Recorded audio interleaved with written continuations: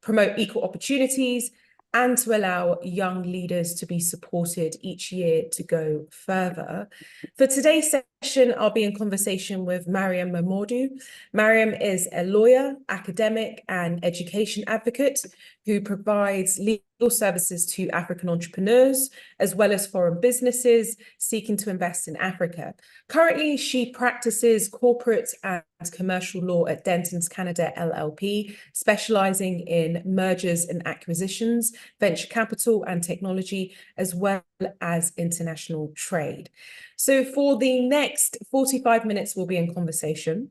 I'll then open the floor to questions for around 15 minutes. So please do ask any questions that you might have, anything that you might think of, any advice, anything that you find inspiring, or anything that you might want to share with us. There's a chat option wherever you're viewing this, whether it's on LinkedIn or if it's on the Zoom link. Just pop your questions in the chat box and I will endeavour to put them towards Miriam for answering. So without further ado, welcome, Miriam. Thank you so much, Lisa-Marie. Such a pleasure to be here. It's been a wonderful experience being part of the WIA Young Leaders Program, and I'm just really excited to share my experiences. Yeah, so let's just dive straight into it. So can you share a bit about your journey? And you're a legal professional and also your move to Dentons. Absolutely. So the journey has been a very long one, but a fulfilling one, I would say. So I started my legal career in Nigeria. I studied in Nigeria at the University of Ibadan, just giving a shout out to my alma mater. And, you know, I graduated from there and then did law school. I did very well in school. I was top of my class and ended up working at one of the top corporate commercial law firms in Lagos. So that was a very fantastic experience. And, you know, doing a lot of the corporate commercial work, particularly on the power and infrastructure sector, as well as a little bit of, you know, international trade, really laid a foundation for my current interests right now. And also for some of the work that I do in my PhD, which I'm happy to talk about later on in the interview. So after that, I pursued a master's at the University of Cambridge in commercial law, worked in a multinational company in Nigeria for 2 years in the legal department, and then moved to Canada for a doctorate program in law at the University of Toronto. So I say as one of my bragging points that I have studied law in 3 continents. And you know, that has really given me quite a broad view of the different ways that law can be practiced, and has really given me a lot of exposure, which I'm really grateful and really privileged to have had. So when I moved to Canada, I decided to re-enter the world of legal practice because of a few reasons, one of which is that, you know, I find that the legal practice and different facets of law have their advantages. Academia does have its advantages. I'm happy to talk about that as well. But legal practice gives you a very connected, on the ground, you know, hit the ground running, solving problems as they go approach to law, which I find extremely I would say stimulating. And I also find that it's for anybody who's either considering being a lawyer or who is already a lawyer, I find that lawyers are in quite a unique position to really drive social change, whether that's from an economic point of view by supporting businesses to grow and scale, or by just being I would say the eyes and ears of society in terms of, you know, the rules and the law and the regulations. So I really find my work as a corporate and commercial lawyer very fulfilling. I view it as my contribution towards helping businesses grow. So Dentons was a very natural choice for me. It's a global law firm. It's the largest in the world, and that gives me the opportunity to support you know, clients from all around the world, which I do currently. Well, you mentioned so many different things there. I found it quite interesting, the fact that you do actually have experience of learning and understanding law across different continents. That's fascinating. But I want to go back. I want to understand what it was that made you even get into law in the first place. Was it something that you knew from a young age that this is what you were interested in? Were you towards getting that by your family? How did you get started?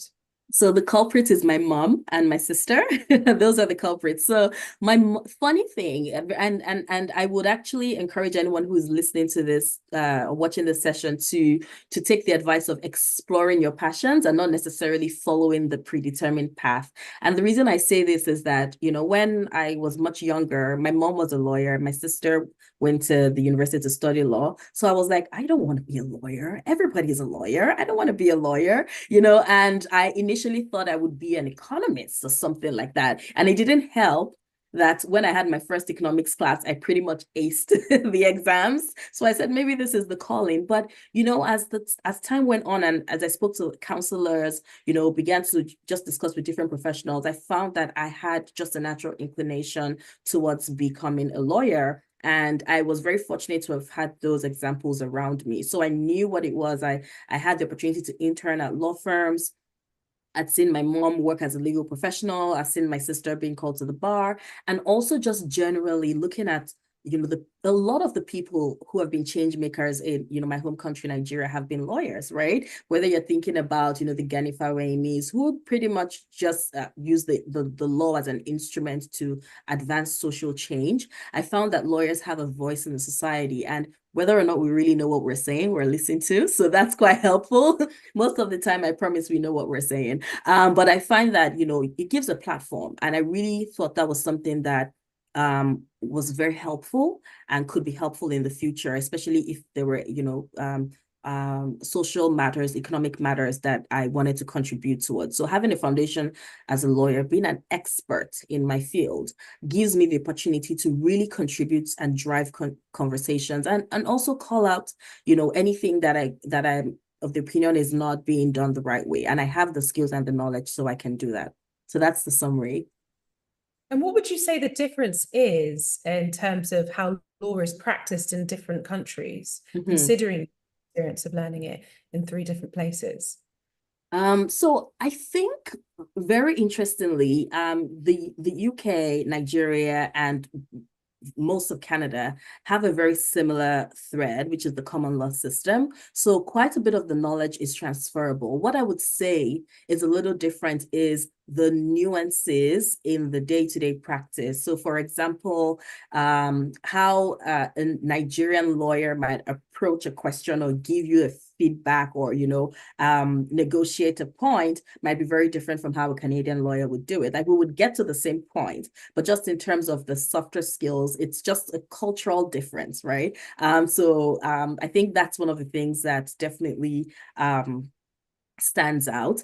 I would say that the other thing that stands out perhaps is the process to becoming qualified in the different jurisdictions. Every jurisdiction has their own different rules. So in Nigeria and in Canada, you can be a solicitor and a barrister at the same time. Although in Nigeria, most people tend to practice as both. In Canada, it's a little bit more separated. So I think those are some of the differences. But generally, I've done most of my legal practice in the common law jurisdiction. Now, you're doing 3 different things. You said to me you wear 3 hats as an associate lawyer, a founder of a social enterprise, and you're also studying for your PhD. Now, I wonder, how do you manage all of these dual roles? You don't sleep. I kid. I kid.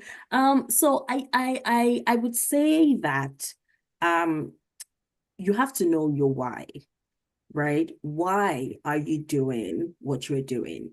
And for me, my why keeps me motivated at everything that I do and helps me get organized. Now, most of the time, I'm able to give my 100% to everything that I do. That's pretty much my mantra. But I find that when I have a clear understanding of why I'm doing what I'm doing, I'm able to balance things more effectively. So for example, when I started my PhD, it was born out of a desire to really understand, regional integration, trade, and business in Africa from a private sector point of view, looking at the laws and the regulations that facilitate trade across the continent in Africa and how the private sector plays a role in that space. And for me, it's such a live problem. It's a real question. How does a business in Nigeria successfully take advantage of the trade agreements to conduct business in Ghana effectively and efficiently? This is a question that is being faced by businesses on a daily basis. So that keeps me motivated to find answers that can at least drive the conversation forward.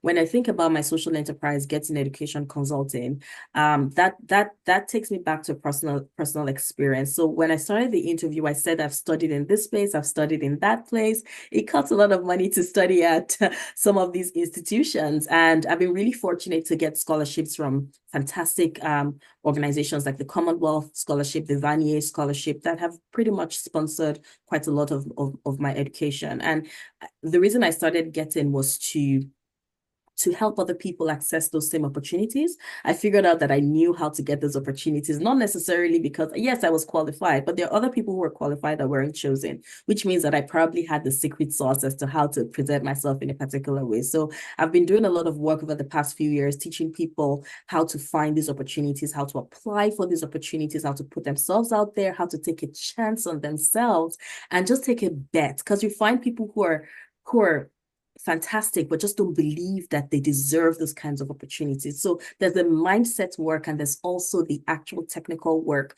of knowing how to put in an application that stands out. And that's what I do at GetIn, but I don't do that alone. I have a team. So right now they don't even really need me. So I've done this for a couple of years, put in a lot of groundwork to create structures and systems that work. So again, GetIn is driven by passion.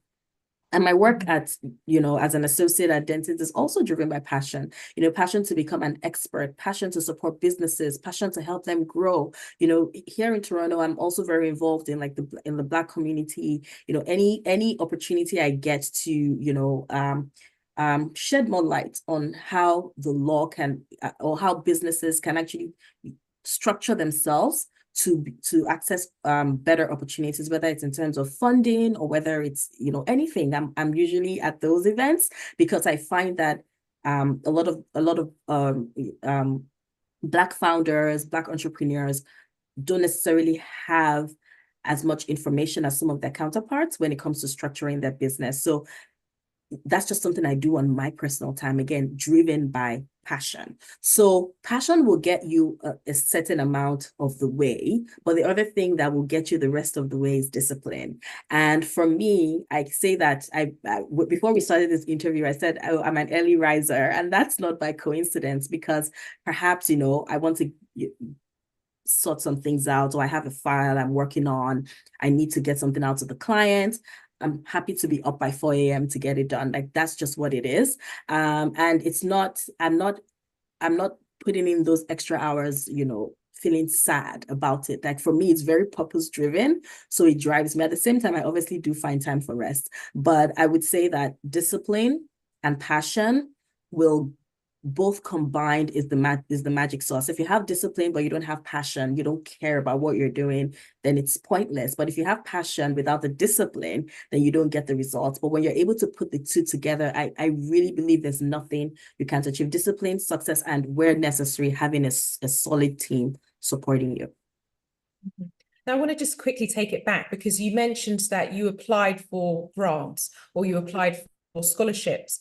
And it wasn't necessarily the fact that there were other people applying who were more qualified. It was more that you knew what to do. You mentioned a secret sauce. So what would you say is the key ingredient to that secret sauce? So the key ingredient to that secret sauce, I would say, is authenticity.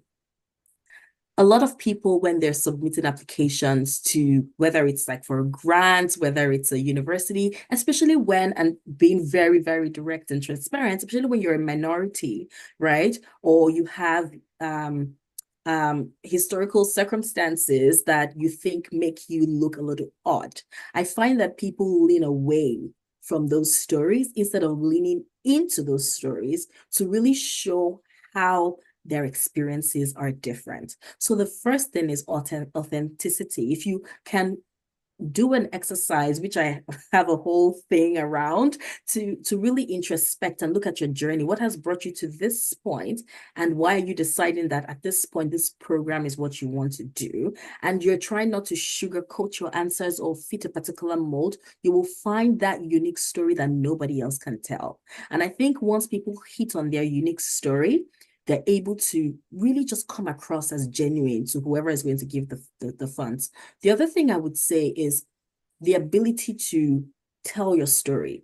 And that's where it's more of a technical point of view, right? There's certain, so for example, if you're a Nigerian and you're writing an essay, let's say to Harvard, and you say, during my NYSC, I did this, and it's not immediately clear what that means, right? Nobody really, maybe at Harvard, they haven't heard of the NYSC program, but you put it there expecting everybody else to understand exactly what you mean. So in terms of how you convey your story, you have to write for a third party and not write for yourself. So that's another technical point that a lot of great candidates actually miss out on. And then the final point I would say helps candidates who, and just to put it out there, a lot of times people who go through our boot camp, they've been rejected in the past, like for many years, and then they come into the boot camp, they do the program, and they're like, I have 5 offers. And it's like, what? Like, you're the same person. What happened? It is just these, little changes that make a huge difference. And I would say that the other thing that that people need to realize is that not every program is for you, right? So in as much as you might want to go to Harvard, you might actually be better off going to University of Miami, right? Or George Washington University, because the program that you're trying to apply for, the expertise is not actually at Harvard, even though Harvard would have a good program. So I think those are some of the things that, the mindset shifts that help to make a difference when people are considering whether study abroad or looking for grants and things like that. That's good advice. Using the correct terminology. That's right. Something that you're working on as well is helpful. So I want to now discuss the importance of mentorship. You mentioned that you mentor, you help support people. How important is mentorship? And also personally to you, do you have mentors? So mentorship is extremely important, but I would be a little bit, I wouldn't say contrarian here, but I find that a lot of times people, especially in my generation, we want mentorship. Oh, can you mentor me? Can you mentor me? And that's me as well, asking, can people mentor me?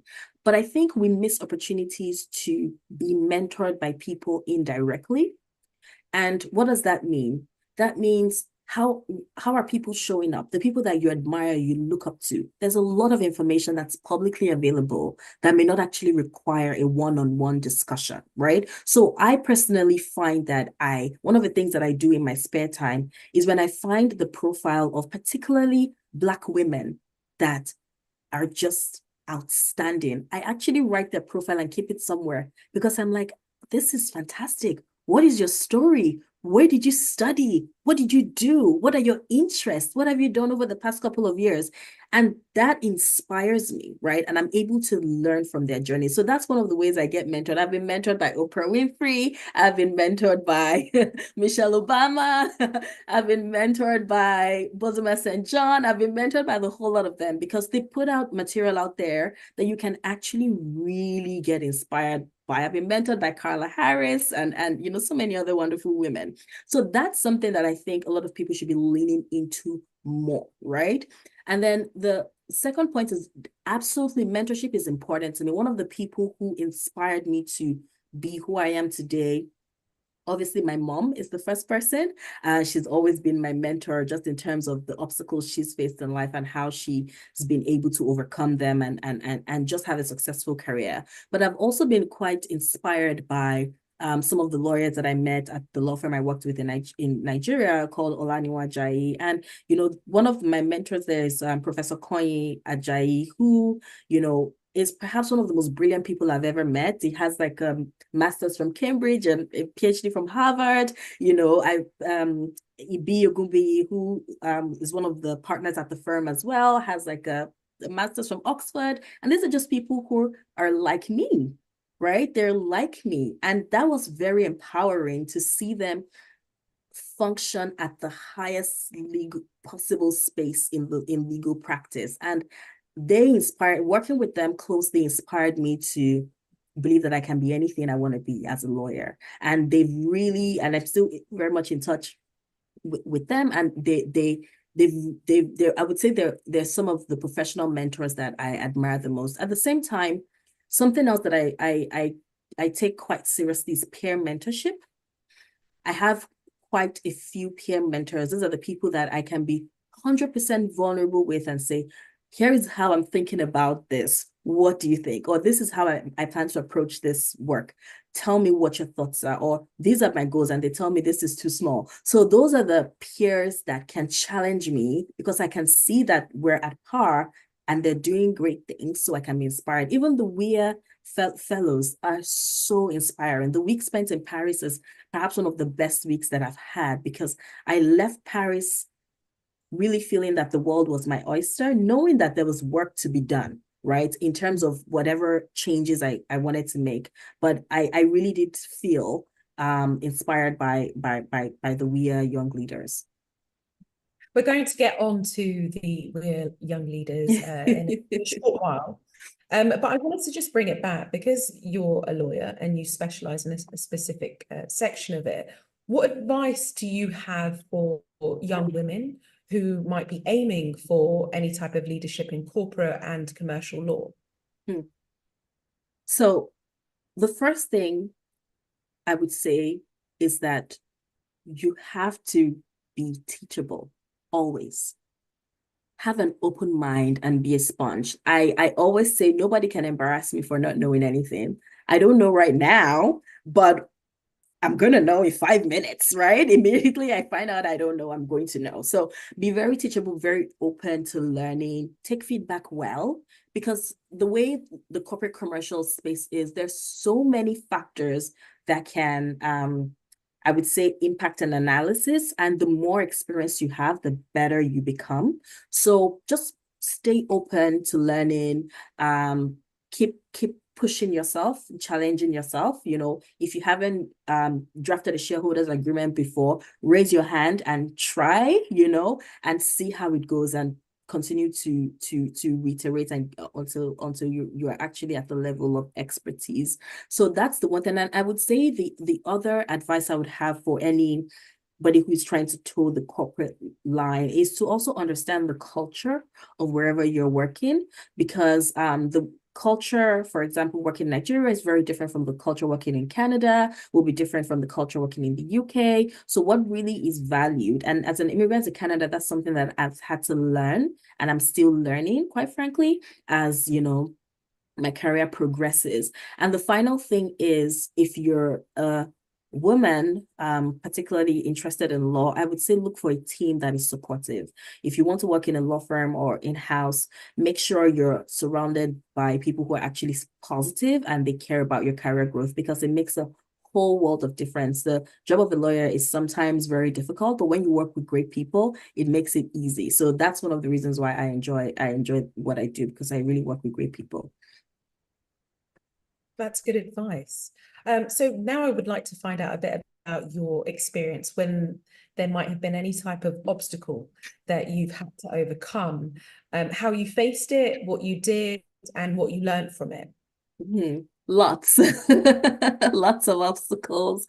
Okay, let me think about, let me talk about one that is more, it's academic related. And for anyone who's done a doctorate program or is in one, there's something called a qualifying exam, where you officially move from being a PhD student to being a PhD candidate. And if you don't pass that exam, you know, you try again, but if you don't pass it, that's the end of the program. So there was quite a lot of pressure, because the whole point of a doctorate is that you need to produce original, you know, knowledge. You need to add to the body of knowledge in your subject matter. So that's quite a bit of pressure to say that the experts haven't said everything and I have something to add. So I think when I started my program at that point in time, I had to prepare like a presentation to my committee and explain to them what I intended to do and why it was justified and how it would contribute to the body of knowledge. And it was just one of the most difficult periods, I would say, of my life. It was a couple of months to produce like a 20-page paper and actually present that in person. So what I did, quite frankly, at that point in time was I just persevered. There's some stages you get to in life. There's just some, I would say, projects that you can't look back. And I had to tell myself, I said, I cannot look back. I cannot, right? I have to just press forward. And every time I've been in certain difficult situations, I just ask myself, can you go back? No. So if I have to move forward, then I have to move forward. And what that meant from a practical point of view was literal sleepless nights for quite a while to make sure that I had what I felt was a good enough product that would get me through. Another thing that really helped me, and I must acknowledge my friend Ibijokelke, Laomi Shaw, and a bunch of my other friends, is support. During that period, I had my friends fly in from different parts of the world, literally just to come and be with me and give me support. And I acknowledge them in my draft of my thesis because that was actually such a pivotal moment. So that it's both, there's a work you need to do when you're faced with an obstacles, and there's also the leaning into a community. And I would say that they really carried me through that very difficult time. So I also, I'm a very prayerful person. So if I have a problem, best believe I'm praying about it. And I think between all of those, I'm typically able to get through. And the final thing I would say on obstacles is, sometimes you don't necessarily come out victorious at every point in time, right? And there is a tendency for that to have such a negative impact on you and then affect your future performance. I have learned over the years that because I didn't do quite well at one thing, right? Maybe I'm used to getting an A and I get a C or whatever. That incident shouldn't be given the power to impact the rest of my life or the trajectory of where I'm going. I can make a mistake and I can bounce back. So those are just some of the things that keep me going, because you won't win all the time, but you don't want one loss to prevent you from future success. So it's also learning from those mistakes. That's right. And forward. Now, the next question I'm going to ask you, I guess, is it's never really, is it really real? You do so many different things. Your social enterprise, your work as a lawyer, your PhD candidate. Is there such thing as a work-life balance? Because I know you're also a mother. Yes. How do you prioritize yourself, your family, the things that you do? Is there something that you do to prioritize things and stuff? I don't know. So I'm asking you. That's a good question. I would be very honest to say that at different points in time, there have been points in time where it was my self-care that took the hit, quite frankly. And as I'm getting, sorry to say, but happy to say, as I'm getting older, I begin to realize how important it is to ensure that my cup is full so that I can feel for others. So I would say it's still something that I'm trying to navigate. One of the things that I've started to do a little bit more is to say no. And it's very hard for someone like me who generally just likes to do things, fix things, solve things, provide support, help, groom, mentor, whatever. It's very difficult to say no. But I've learned that I need to manage, my energy a little bit better than I've had in the past. Something else that I'm also doing more consciously now is, I know it sounds like more work, but waking up quite early, getting some time in to meditate and hopefully do a little bit of exercise as well when I'm able to, and just be still with a cup of tea and just take that time as my time. Even though some people are like, waking up in the morning is more work, I find it rejuvenating when I'm able to actually do that, because it means I've spent some time with myself before the day starts, before I see my son, before I go to work, before I see my husband, and things like that. So I think everybody has something that works for them.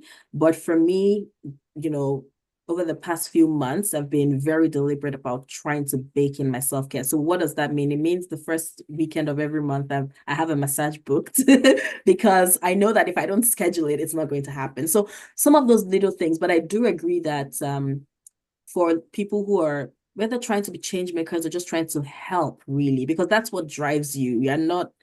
You don't set out to want to be a change maker. You're just like, okay, how can I help here? And then you end up with something more than you planned. I think it's important to take a step to figure out how we're taking care of ourselves. And that's something I'm really working on, doing better this year. Now, you're incredibly confident. The work that you do, you talk to people, you mentor people, you're out there. But are there ever times when you're doing stuff that you might not feel as confident as you usually do? And if so, what do you do to get that confidence back? That's a very good one. So when I don't feel as confident, the feeling I have is discomfort, right? You're not comfortable. You're not sure whether what you're saying is correct, your approach is right, whether you're doing things the way they should be done. So it's a little uncomfortable. But I've learned over the years that when you're uncomfortable, it likely means you're growing, right? And as a result of that, I embrace it, quite frankly. Does it mean I'm going to have a little bit of palpitations? Yes, I might, but I still embrace it. And the other thing I do is I tell people I may not be the smartest person in quotes naturally, but will I find the information? I will. So you don't have to, it's like what my husband would say is the difference between Messi and Ronaldo, right? Messi is like naturally gifted and Ronaldo is like will work his everything out to score that goal. It's also like difference between Federer and Nadal. Nadal will chase the ball to the last moment. So I'm the Nadal. I will figure out what I need to do to develop my competence and just get it done. So it's like I'll give a practical example. When I was in uni, we had to do a computer science course, right? And it's cliche that lawyers are not great at math. Some of us are. And quite frankly, I deal more with cap tables and Excel than I ever thought I would in my lifetime. But the course was like a lot of math. It was confusing for most of us. And most lawyers in my year would fail that in the law school would fail that course and have to, maybe not most, but quite a number would fail and have to rewrite the course. So I took it as a personal challenge. And I said, look, how can I do well in this course? So what did I do? Woke up bright and early on a whatever day of the week because I heard that the computer science students were having a tutorial that the lawyers weren't invited to. And I showed up and they let me in and I sat, and that was the first time I began to understand the concepts. And I didn't just end there. I reached out to the person who took the tutorial and said, you need to come and have one for my class, right? For my class of lawyers. And I brought him in and we had a special session for the lawyers. And I think almost everybody passed that course that year. So that's my approach. If I don't know it, I'm not comfortable. What do I need to do to get comfortable? I put in the work and then I move on. That's simple. And what about imposter syndrome? We hear a lot about that when you could be in a setting or be given an opportunity that you might feel like, whoa, am I ready for this? Yes. Do you ever feel like you have imposter syndrome at certain times? This is also, you have such good questions. These are also great. So I used to actually, I think when I moved out of Nigeria for the first time, it was such a very different experience for me. I was used to excellence being the norm or the expectation. But when I moved out of Nigeria to England, and I would tell people, oh yeah, I'm studying. I remember going to the embassy, the US embassy saying, and they asked me, what do I do? I said, oh, I'm studying at Cambridge. And he said, what? He heard me, but he just didn't believe that I was studying at Cambridge. So I think at that point, I began to notice that some people just didn't necessarily have those high expectations of me, and I needed to prove myself. And that's where imposter syndrome, I would say, started to come in. But then there was a recent study, maybe not so recent, but in a Harvard journal that says that when we tell Black women that they have imposter syndrome, perhaps what we need to look at is the environment that makes them feel that they're not competent or they don't deserve that opportunity. Because in Nigeria, I never felt that. Why did I suddenly feel that when I was in these spaces where, in quotes, Black excellence was the outlier, right? So since I read that study, it was really freeing for me. And every time I started to have a sense of inadequacy, I questioned two things. One, do I actually need more knowledge? Do I need to, know more than I already do for the level that I'm at? Not at an imaginary 2 times better than everybody else level. No, for the level that I am at. And two, is there something in this environment that is functioning in such a way as to make me feel this way? And when I'm able to analyze that, I take control of the narrative internally. I remind myself of what I've done, of who I am and where I'm going, and I just show up confidently. Also, nobody needs to know that in your head, you're like literally screaming, how am I going to get this done? You need to look the part and just do it. And one final tip that I say, especially when people are public speaking, and I'm sure you know this, is if you intend to say something, but you end up saying something else, nobody knows what you actually intended to say. So don't correct yourself, just keep moving until you find yourself back where you intended to be. So that's something that because the moment you show that you don't actually believe yourself, then nobody else believes you. So that's actually one tip. So if I ever am at an event or whatever, and if I ever veer, of course, I will just course correct without you ever knowing that I was, of course. But it takes some time. It takes some time. So let's give ourselves grace. Now, I want to go on to the Women in Africa Young Leaders Program. You're Sure. one of the women that are a part of this cohort. So can you tell us a bit about the process of when you first saw maybe the advertisement to apply and what made you want to apply? Mm-hmm.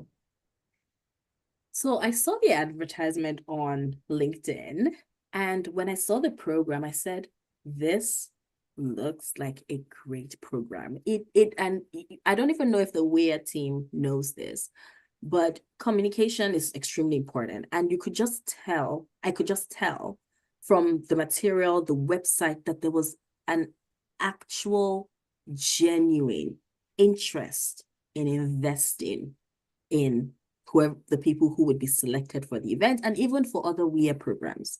So that for me was the number one attraction. Number two is I had seen, the profile of somebody that I knew previously. I had met at a conference. I saw that she was one of the laureates in the previous years, and she's excellent, right? So I said, okay, I see the kind of women that this program is trying to groom, and I'm hoping they would consider me as one of them. So the program itself was really attractive because it just looked like an opportunity for someone to invest. And that is not something you see every time, right? So I'm really grateful for the time and the effort that's been taken to say, look, you're a woman in Africa, you're doing something on your own. It's my turn, it's our turn to invest in you. It's our turn to encourage you. It's our turn to push you further. And quite frankly, there was a session we had in Paris. I don't even know if I'm supposed to say this, but there was a session we had in Paris where all of the women we had such a strong moment of connection because we all could relate to the fact that we'd been working so hard all our lives. And here it was, someone else was pouring into us. And we were all in tears. We're just like crying buckets because we were relieved of a burden and we were also refreshed. So I really appreciate not just the that dimension, but the mentorship opportunities, the exposure, and I would say that WIA was preparation for the next level, really. And that's really what the program has been. So you mentioned Paris. There was this trip to Paris for women who are part of the program. What happened during that trip and what takeaways can you share with us? The question is, what didn't happen in Paris? That's the question. Everything happened in Paris. So there were official programs. So we attended the Ambition Africa conference. We had some of our WIA. As I said, the program is really unique in that it really gives women who are just doing their thing, working hard, making a change, just gives them a platform. and says, here you are, you've worked so hard, you deserve to shine, and you deserve for your work to be recognized, right? So we had some of our, fellow WIA young leaders on panels at, the Ambition Africa conference, which was a fantastic opportunity. We got to meet so many people. We went to the parliament. We met the Minister of Gender and Equality. We had trainings on,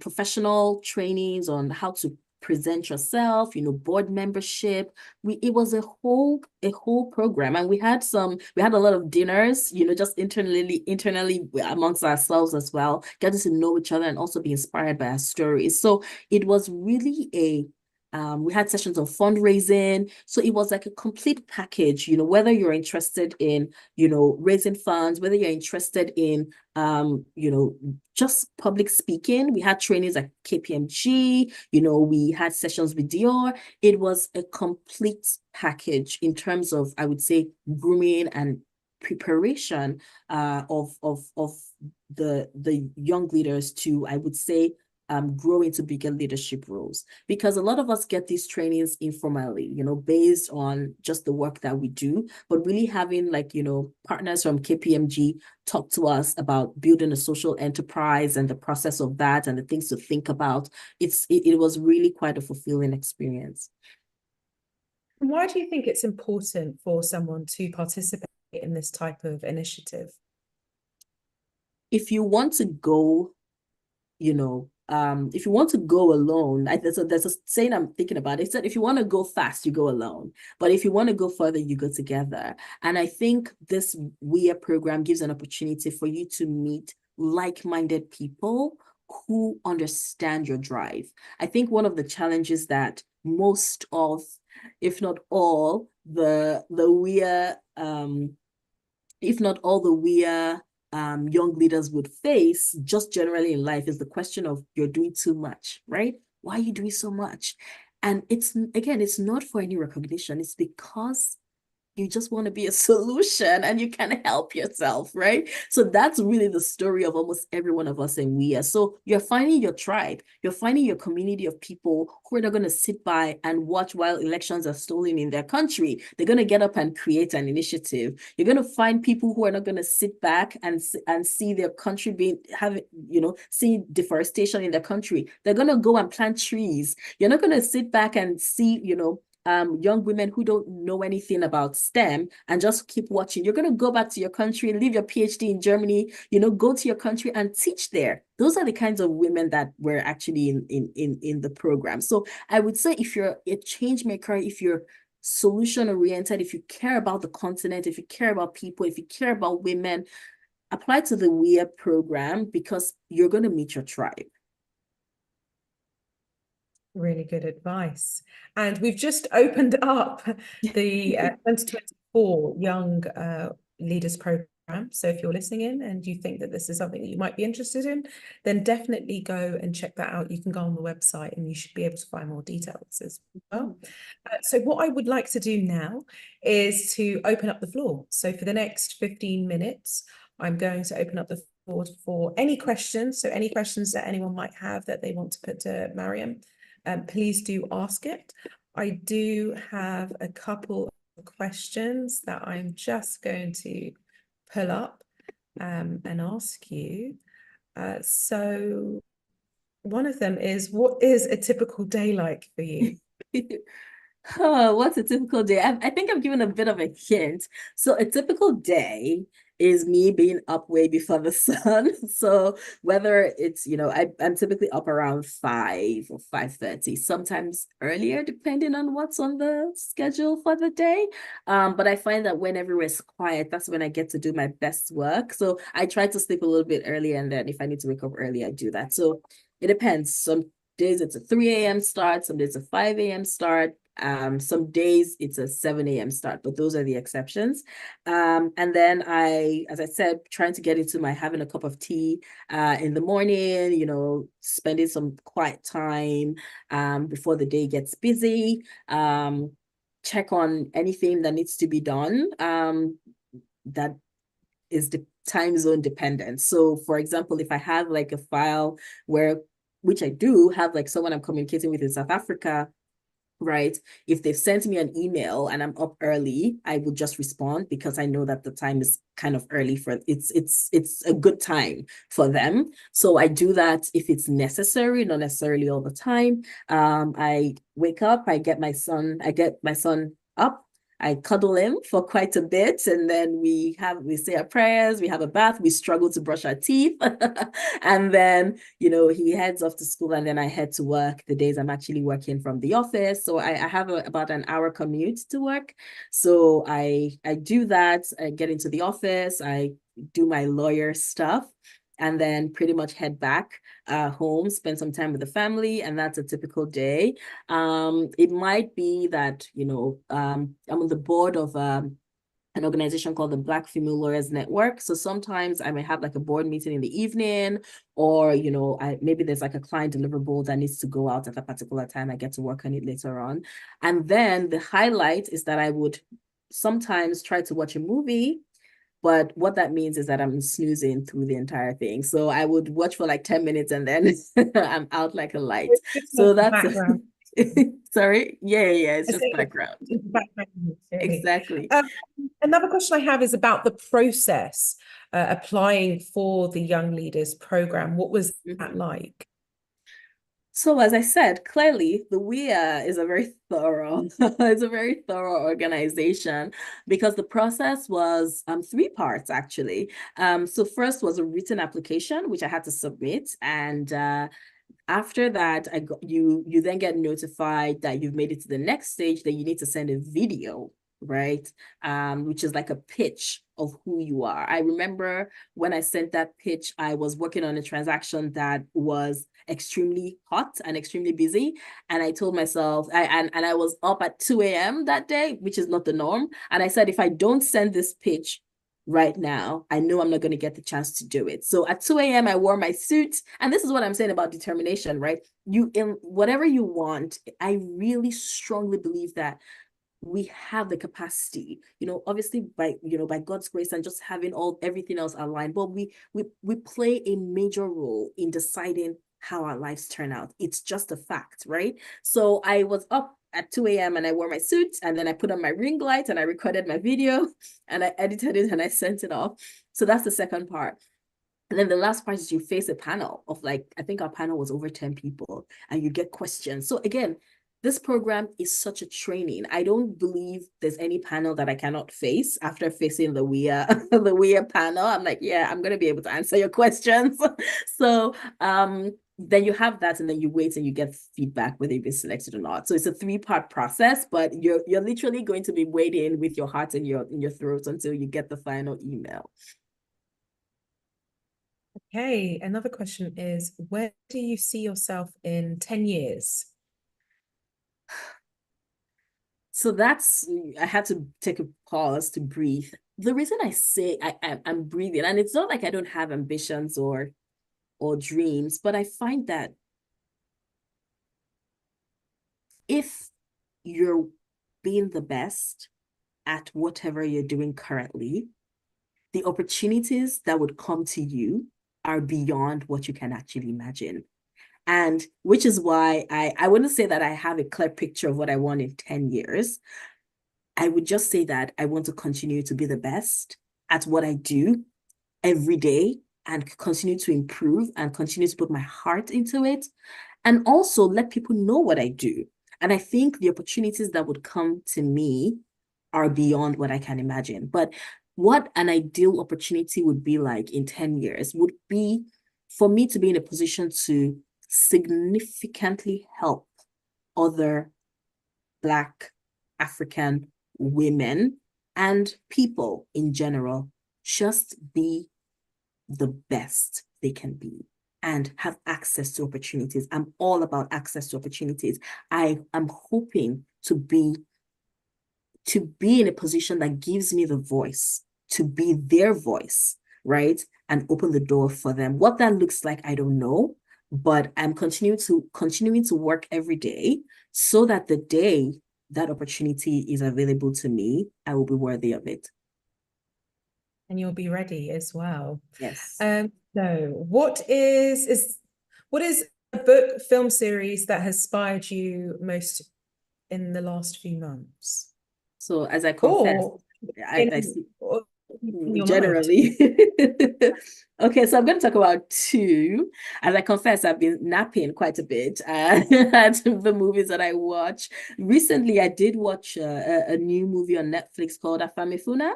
Afamefuna. I hope I'm pronouncing that better. And it took a few attempts of dozing and waking up, but I eventually made it to the end. Not because it wasn't a good movie, it was. And I really liked the fact that the movie highlighted, the Igbo apprenticeship system and just how it just put a spotlight on it and how that has been able to generate wealth, in the Igbo community. I really thought that was very well portrayed, and it was just a celebration of that aspect of the culture. And generally, I'm into any kind of movie that is really portraying our culture, as whether, it's as a Yoruba or Nigerian or just African, just portraying it in a positive light and really owning the narrative on who we are and what we do. So that's the one. The other one I do quite like, and generally I quite like the fantasy genre, is the Harry Potter series. That's going to be forever a favorite. I like it for two reasons. I think one, it portrays the right values in terms of courage, in terms of heart, in terms of daring, in terms of standing up for what's right, in the face of difficulties and bullies and things like that. But I also think J.K. Rowling's depth of intelligence to create that world is something that needs to be recognized and celebrated. So it's just another level of intelligence that and not just intelligence, actually diligence, because she wrote it for years. So I really think she deserves all the flowers for creating that masterpiece and putting it into the world, despite people telling her no. How do you navigate challenges in male-dominated sectors? Oh, wow. I think prior to not I think prior to a few years ago, quite frankly, I used to see being a woman as a big disadvantage, honestly, because there's certain questions on maybe my competence or my ability to handle something that I felt you wouldn't ask a man that, right? I remember one of my my earliest job experiences was whenever the women in the office, the young ladies in the office would be asked to serve the birthday cake in the office, but never the young men. And I remember saying, why? And I remember telling one of my male colleagues, I said, why can't you serve the birthday cake? And he goes, me, right? And that for me was such a telling moment because I didn't even realize the only reason why I told him to do it was because I was really busy that day. I was usually happy to do it, but I didn't realize how much I'd been conditioned to play the role of a woman, even in a professional setting. So quite frankly, I did see being a woman as a disadvantage, but as I've grown, that perspective has changed quite a bit. And I see me as a woman being somebody who can bring what the men in those spaces cannot, quite frankly. When it comes to our thought process, we think differently. When it comes to the way we view things from a holistic point of view, as well as from an attention to detail point of view, it is not a battle of the sexes. We do think differently. When it comes to balancing multiple, look at all the things that I'm balancing being a mom, balancing so that we are able to balance multiple projects at the same time. So I lean into my strengths and I also speak up for myself, right? So if somebody cuts you off, you can let them know, sorry, I'm not finished, and I'll hand it over to you once I'm done. You can push back and say, oh, I don't think it's in my position to serve cake, right? Except everybody else is going to serve it. So I think it's a question of finding out what are the triggers, right? For me in that environment, and then I'm able to basically deal with it head on. But first of all, one of the things I also have internalized is I don't necessarily attribute everything to me being a woman. Like if you need to execute an instruction and you don't execute it. It could be that you don't want to listen to a woman, or it could be that you're just bad at your job. I would choose the first option before I choose the second option, except you prove to me that it's the second option. So there's a lot of mental gymnastics that goes on, quite frankly, which could be a little bit exhausting. But I think knowing who you are, knowing what you bring to the table, knowing where you're going, and just being confident in yourself and being an expert at what you do, you're just the boss. Like, you don't have to be a girl boss, you're just the boss, and that's what it is. Really good advice again. So another question here is, what advice would you give to others who want to make a difference in their community? Don't be immobilized by doing things big. Don't. I think the biggest challenge with people who want to make a change is they think it has to be this big thing, right? It doesn't. If you see a problem, how can you solve it for one person? Why don't you start that way? My social enterprise started off of Instagram. Me just going on live saying, I want to teach people how they can get into these top schools. When we had our first in-person boot camp, I can't remember how much we charged, maybe 25,000. We made no money to maintain our business from that, because we paid for the venue. We paid for like a 2-course meal. We printed all the material. We literally, it wasn't something that we could take and then reinvest in the business. There was nothing left. And then to make it worse, on that day, the roof of the venue we had booked was leaking because rain was falling, and we hadn't been to the venue. It was terrible, and we had 20 people. The substance was good, right? But everything else wasn't what we wanted it to be. But did that stop us? No, we started with what we had. And now in a year, we reached 600-700 people with our bootcamp, and thousands with our free programming. So I think just do it with whatever you have in your hands. Whatever you have in your hands is adequate. Just start with that. Briefly, because I'm conscious of the time, but I would like to ask this question for you. It's, what do you think the future looks like for law and business in Africa? I guess considering the PhD you're doing as well, this might be quite current. It's so bright. The future is Africa. There's no better time to be an African. And I encourage everyone who's here, if you're African, of African descent, or if you care about the continent, just continue to build your expertise, because your skills are going to be needed. The future is Africa. The world is looking to Africa. And we're going to need to stand up for our continent and fight for it, right? So I hope you're all getting ready, right? In different ways. Not necessarily fight, but you're getting ready, you're getting the skills, so that when it's time to step up, you're there and you have what it takes. Also, everybody should, I would say, it's a call to action to also work on yourself in terms of your integrity. Make sure that you have a track record of integrity, because that's going to be important for the next generation of change makers that we're going to have on the continent. Now, for the next, I guess, 60 seconds or so, I want to actually just pass it over to you, so you can share any advice that you think would be useful, any type of call to action that you think of. The floor is open for you. Oh, thank you. So I would say that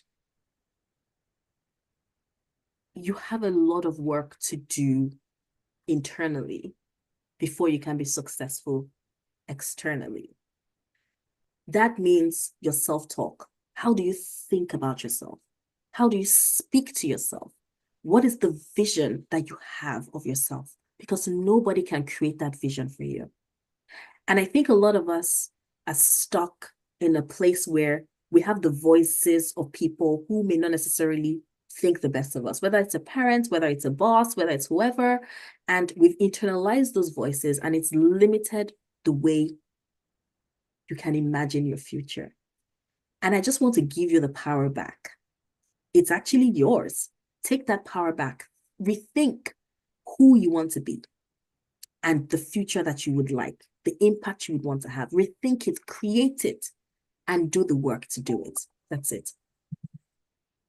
Mariam, thank you so much for this engaging conversation. My pleasure. And sharing your knowledge with all of us. It's much appreciated. So again, thank you very much. Thank you, Lisa-Marie. Such a pleasure. I really enjoyed this conversation. Have a wonderful day. Thanks, everyone.